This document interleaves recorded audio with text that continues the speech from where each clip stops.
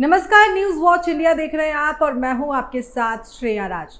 रामपुर में एटीएस की जांच का दायरा लगातार बढ़ता नजर आ रहा है। पहले सिविल लाइंस क्षेत्र के युवक गयास की गिरफ्तारी और अब शहबाज क्षेत्र के 3 किशोरों की पाकिस्तानी गैंगस्टर शहजाद भट्टी से कथित सोशल मीडिया संपर्क की जांच ने सुरक्षा एजेंसियों की चिंता बढ़ा दी है। एटीएस इन किशोरों की ऑनलाइन गतिविधियों और मोबाइल फोन की गहन पड़ताल कर रही है। आखिर जांच में अब तक क्या सामने आया है और एजेंसियों की नजर किन पहलुओं पर टिकी हुई है, इस पे सीधा हमारे साथ जुड़ेंगे संवाददाता अफवान अहमद।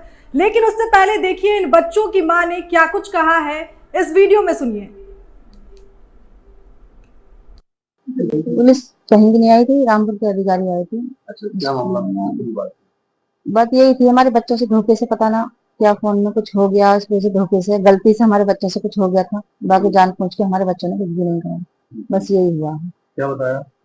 यही बताया, बस पबजी वबजी खेलते थे, कुछ हो गया बच्चों के साथ। बात हुआ कुछ तो बच्चों को आपको ले गए थे क्या? जी, नहीं मुराद गए नहीं थे हमारे बच्चे कहीं पे भी, यहीं पे पूछताछ हुई थी। यही पुलिस आई थी?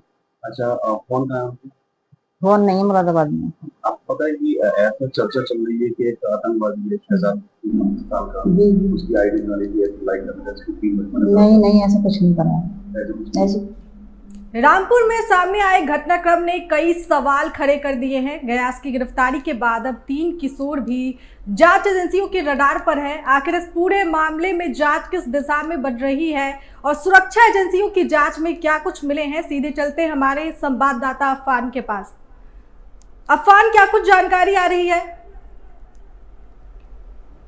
देखिए, मैं जिस तरीके से आपको बता दूं, जैसे ही अयाज पाशा की गिरफ्तारी हुई रामपुर के सिविल लाइंस ताशका मजरा से, उसके बाद से ही जांच एजेंसियां अलर्ट हो गई और एसटीएफ की जो है आपको बताते टीम रामपुर में पहुंची और उसने जो है अयाज को गिरफ्तार कर लिया। उसके बाद जब उसने पूछताछ की तो कई सारे उसके फोन से सबूत निकले। और आपको बता दें, जो शहजाद भाटी है पाकिस्तान का जो नेटवर्क चला रहा है इंडिया में बैठ के, तो कहीं ना कहीं उसकी गतिविधियों में भी अयाज पाशा जो रामपुर का बताया रहा है वो शामिल था। उसके फोन से बहुत सारी ऐसी डिटेल निकली है जो हैरान कर देने वाली है। एटीएस की जांच में यह भी सामने आया है कि रामपुर के ही शाहबाद में 3 लड़के और थे जिनको एटीएस जो है तीनों से जो है पूछताछ करने के लिए शाहबाद पहुंची। हालांकि उसमें से एक नाबालिग बच्चा था, जिसके बाद एटीएस ने पूछताछ के बाद उसको छोड़ दिया। दूसरे लोगों से भी जो है आपको बता दें घंटों की पूछताछ की गई और उस पूछताछ में एटीएस को कुछ चीजें अहम मिली भी है। हालांकि फोन मोबाइल जो है सबसे बड़ा नेटवर्क जो है बताया जा रहा है, जो पाकिस्तान का जो शहजाद भाटी है जो आतंकी नेटवर्क से जुड़ा हुआ है, तो कहीं ना कहीं एटीएस की रडार पे है रामपुर की ये तीनों युवक। फिलहाल इनके मोबाइल जब्त कर लिए गए हैं और इनके फोन से व्हाट्सएप और जो आपको बता दें टेलीग्राम का ग्रुप है उसको खंगाला जा रहा है। उस टेलीग्राम से जो है इनकी चैटिंग हुई है। शहजाद जो भाटी बताया जा रहा है वो पाकिस्तान में बैठकर पूरा नेटवर्क चलाता है सोशल मीडिया का, और उसमें इंडिया के जो है भोले भाले नाबालिग। अफवान, क्या ये मामला सिर्फ सोशल मीडिया संपर्क तक सीमित है या किसी बड़े नेटवर्क की आशंका भी जताई जा रही है? देखिए, हाल ही जांच में एटीएस की पता चला है कि जिस तरीके से ये बच्चे गेमिंग के जरिए शहजाद भाटी से जुड़े हैं, मगर इसका दूसरा पहलू भी देखा जाए कि ऑनलाइन इनको पैसा देने के लिए भी षड्यंत्र रची गई और उसी पर जो है बताया जा रहा है व्हाट्सएप कॉलिंग के जरिए इनको प्रेरित किया गया आतंकी जो गतिविधियों में, इस तरीके की आप अंजाम दो हरकतों को और नेटवर्क दो, सूचनाएं दो। हालांकि इन्होंने कुछ सूचनाएं तीनों ने जुटाई भी है, उसकी लेकर जो है एटीएस ने इसकी भी जांच करी, मगर अभी फिलहाल इसमें एटीएस जांच कर रही है। कुछ ज्यादा नहीं कहा जा सकता क्योंकि एटीएस की रिपोर्ट के बाद ही कहा जाएगा। फिलहाल तीनों युवकों को जो है घंटों की पूछताछ करने के बाद एटीएस वापस हो गई है और इनके मोबाइल जब्त करके अपने साथ ले गई है। बता दें आपको, पाकिस्तानी गतिविधियों से जुड़ा होना और इनकी आशंका जताता है कहीं ना कहीं कोई नेटवर्क ऐसा है जिससे ये लिप्त थे, संदिग्ध जो है परिस्थितियों में काम कर रहे थे। उसी पर जो है एटीएस जो है इन पर निगाह बनाई हुई थी और कई ऐसे सोशल मीडिया प्लेटफॉर्म है जिस पर जो है इनकी गतिविधियां दिख रही थी। तो एटीएस ने जांच करी है, जांच के बाद ही पता चला है। एटीएस इन मोबाइल फोन और डिजिटल डेटा की जांच में किन खास पहलुओं पर फोकस कर रही है? देखिए, व्हाट्सएप ग्रुप और टेलीग्राम के ग्रुप को जो है खास तौर पे ध्यान दिया गया है और कुछ ऐसे बारकोड और कुछ ऐसी मैसेज जो है एटीएस की टीम को मिले हैं जिससे ये संदिग्ध लग रहा है कि कहीं ना कहीं इनकी इसमें संलिप्तता है। उसको लेकर जो है एटीएस जांच कर रही है। आपको बता दें इसमें एक व्यक्ति जो बताया जा रहा है शहबाज, उसको जो है पहले ही जेल भेज दिया गया है एटीएस की टीम ने, और उसके बाद अब उनसे पूछताछ के बाद रामपुर दोबारा जो है एटीएस की टीम शाहबाद पहुंची है। वहां इन युवकों से, उनके परिवार वालों से पूछताछ की है और उसके बाद जो है वापस लौट गई है। अब इसमें आगे के एटीएस की क्या कार्रवाई होगी वो देखना दिलचस्प होगा। बहुत बहुत धन्यवाद अफान हमारे साथ जुड़ने के लिए। अब रुक करते हैं अगली खबर पर। गाजियाबाद के विजयनगर थाना क्षेत्र के अंश होटल में उस वक्त हड़कंप मच गया जब एक कैमरे में युवती रश्मि का शव संदिग्ध परिस्थितियों में मिला।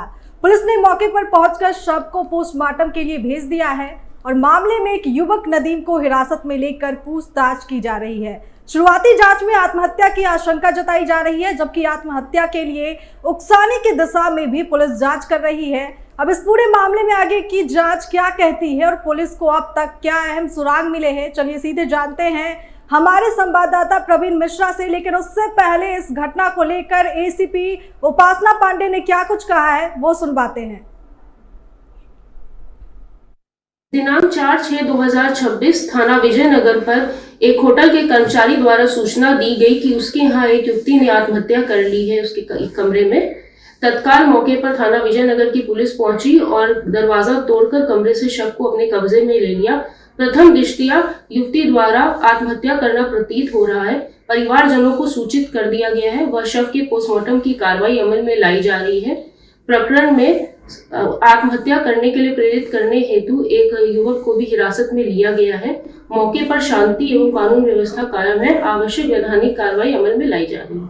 दिनांक 4/6/2000 एसीपी का बयान तो आपने सुन लिया। पुलिस फिलहाल इसे आत्महत्या मानकर भी जांच कर रही है। अब सबसे अहम बात पोस्टमार्टम रिपोर्ट और डिजिटल एविडेंस से सामने आएगी, जिससे ये साफ हो पाएगा कि मामला सिर्फ आत्महत्या का है या इसके पीछे किसी तरह का दबाव या साजिश भी जुड़ी हुई है। फिलहाल पुलिस हर पहलू को ध्यान में रखकर आगे की कार्रवाई कर रही है। प्रवीण, क्या कुछ जानकारी आ रही है? देखिए श्रेया, आपको बता दूं ये गाजियाबाद का विजयनगर का पूरा क्षेत्र है, जहां पर एक कमरे के अंदर सुबह ही तड़के एक सूचना मिलती है, जहां पर एक युवती का शव बताया जाता है कि इस कमरे के अंदर उसका शव है। और शव की शिनाख्त के लिए पुलिस तुरंत वहां तत्काल मौके पर पहुंचती है और पूरी घटनाक्रम को पूरा तरीके से वहां पर देखा जाता है कि आखिर ये किस तरीके से इस युवती की मृत्यु हुई है।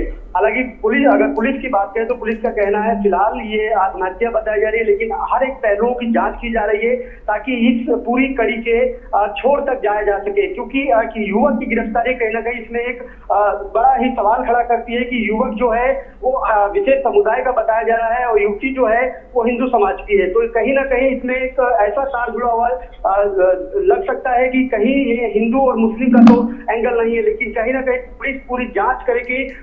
जो पोस्टमार्टम की रिपोर्ट है उसके बाद ही पुलिस साफ कर पाएगी कि आखिर ये मामला किस तरीके से और कैसे ये हुआ और युवती को जो वहां पर जो शव मिला वो किस तरीके से मिला। जी, क्या मौके से कोई ऐसा सबूत मिला है जो आत्महत्या की आशंका को मजबूत करता हो?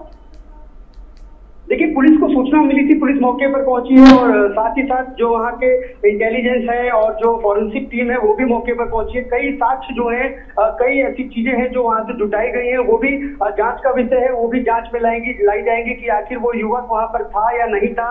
उस होटल में जो एंट्री की गई तो उस एंट्री में किसका नाम था, किस आधार कार्ड से एंट्री कराई गई थी, लड़की युवती की थी। हालांकि युवती की जो उम्र है वो नाबालिग बताई जा रही है और युवती जो है 17 साल की बताई जा रही है। फिलहाल ये भी जांच का विषय होगा। जब फॉरेंसिक रिपोर्ट आएगी उसके बाद जो आरोपी गिरफ्तार हुआ है उससे भी पूछताछ की जा रही है पुलिस की तरफ से। अब आने वाले समय में पता चलेगा कि आखिर ये पूरा जो घटनाक्रम है ये हत्या है या इसके पीछे आत्महत्या का कारण है। जी, बहुत बहुत धन्यवाद प्रवीण। अब रुक करते हैं आखिरी खबर की और गाजियाबाद के खोड़ा में इस समय स्थिति तनावपूर्ण है। असद के एनकाउंटर के बाद आज पहला जुम्मा है। हिंदू रक्षा दल ने ऐलान किया कि वो जुम्मे की नमाज नहीं होने देंगे को लेकर डीसीपी ट्रांस हिडेन ने बताया कि 1000 से अधिक पुलिसकर्मी तैनात किए गए हैं, जिसमें अर्धसैनिक बल भी है। हालांकि हिंदू रक्षा दल के राष्ट्रीय अध्यक्ष पिंकी चौधरी और खोड़ा अध्यक्ष सोनू शर्मा को हाउस अरेस्ट कर लिया गया है, लेकिन उससे बावजूद माहौल तनावपूर्ण है। आखिर पिंकी चौधरी ने अपने बयान में क्या कहा था, वीडियो में सुनिए। सभी भाइयों को बताना चाहता हूं, जैसे खोड़ा कॉलोनी में हमारे सभी कार्यकर्ताओं ने ये कहा था कि जैसे इल्लीगल जितने भी मस्जिद मदरसे हैं उनमें हम नमाज नहीं होने देंगे। तो इसी कारण अपने कार्यकर्ताओं का मनोबल बढ़ाने के लिए मैंने भी देखा था कि मैंने भी जाना है, लेकिन सभी को हाउस अरेस्ट कर लिया गया है। जैसे ललित जी को वहाँ उत्तराखंड रोक लिया गया है और अपने जितने भी पदाधिकारी हैं सभी को जो है हाउस अरेस्ट कर लिया गया है। मेरे भी आवास पर काफ़ी पुलिस फोर्स है, तो कोई बात नहीं है, जिससे भी जैसे भी होगा। लेकिन मैं ये कहना चाहता हूँ, खोड़ा कॉलोनी आतंकवादियों का अड्डा बन गया है। वहाँ निरंतर हिंदू विरोधी गतिविधियाँ चलती रही हैं और लव जिहाद जैसी कार्रवाई मतलब गतिविधि बहुत तेज़ी से बढ़ रही हैं। इन सब चीज़ों को रोकने के लिए आज खोड़ा कॉलोनी में जिहादियों से मुक्त खोड़ा होना चाहिए।